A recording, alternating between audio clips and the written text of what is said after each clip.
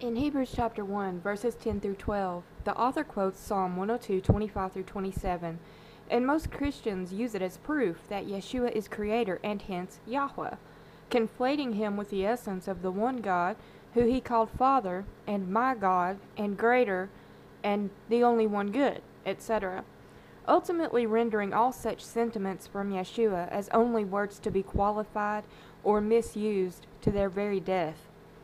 Even though the milk of the Word should have already easily established for them that the Father alone was creator in Genesis, they decide to misuse Hebrews where the author says, "In the beginning, Lord, you laid the foundations of the earth, and the heavens are the work of your hands. They will perish, but you remain. They will all wear out like a garment. You will roll them up like a robe. Like a garment they will be changed, but you remain the same, and your years will never end." Okay, I gotta scroll down here. The fact is that the writer of Hebrews quotes Psalm all right, but he quotes the Septuagint version and not the Hebrew. And there is a difference. In the Hebrew text, the one supplicating to Yahweh is still supplicating to Yahweh from verses 24 on. In the Septuagint, however, Yahweh begins to answer the one who has been praying from verse 24 on. And it is this version that the writer of Hebrews quotes. The writer of Hebrews apparently views the suppliant as the Messiah. I think this proves without a doubt that even though the words said in Hebrews 1:10 through 12 could apply to Yahweh in one fulfillment, they could apply to Yeshua in a separate one. It is common for the writer of Hebrews to apply Old Testament texts that formerly were applicable word for word to people like David and Solomon in the Old Testament. He applies them to Yeshua in the New Testament in separate applications and fulfillments, and never because Yeshua is a person of their essences, of course. So it shouldn't be any wonder that he would do the same thing with creation scriptures, because there is an old one and a new one. And lo and behold, which one is the context of Hebrews chapter 1? Well, we have in context the inhabited earth to come, the last days, and a kingdom. I could go on here.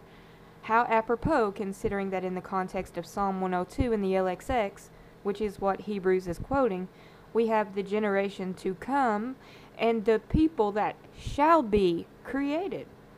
Really, nothing more should have to be said. It's obvious Yeshua is agent of the new creation. Isaiah 51:16 sheds light.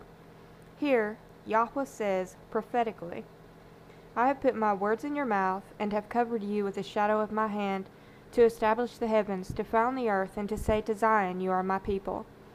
Even Trinitarian biased commentaries would have to admit this is about a new economy under the Messiah. Barnes' notes on the Bible, says about the text, it refers to the restoration of the Jews to their own land, to the reestablishment of religion there, to the introduction of the new economy under the Messiah, and to all the great changes which would be consequent on that. This is compared with the work of forming the heavens and laying the foundation of the earth. It would require almighty power, and it would produce so great changes that it might be compared to the work of creating the universe out of nothing. Probably also the idea is included here that stability would be given to the true religion by what God was about to do, permanency that might be compared with the firmness and duration of the heavens and the earth. If Trinitarians were consistent, and generally they cannot possibly be, while at the same time maintaining their dogma, they would be able to apply such reasoning consistently with the text in Hebrews as well. It seems odd and kind of sad that they can reason in Isaiah, but not in Hebrews. I guess I can only make an appeal for consistency in reasoning.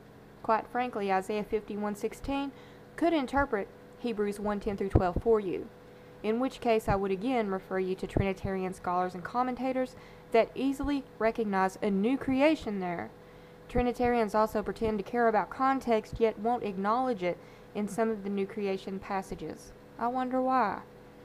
A couple questions that may come to mind, though, when this alternative view is made known are, how could Yahweh say in the LXX, in Psalm 102, 23 and 24, "Tell me the fewness of my days, take me not away in the midst of my days"?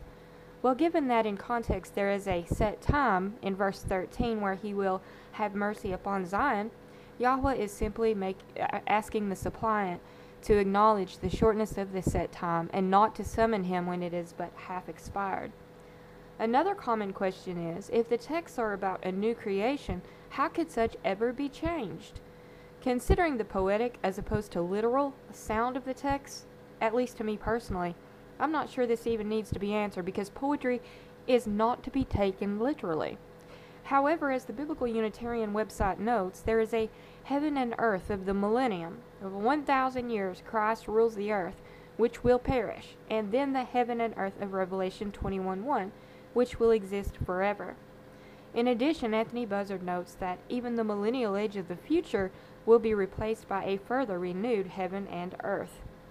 There are some brothers and sisters out there who share my essential beliefs, but who would disagree on my view of these texts, and I have no problem with that.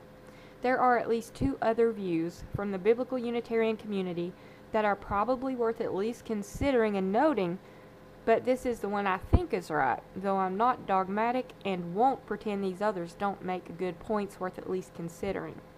I will explain and provide links for the other two views below. Thank you so much for watching.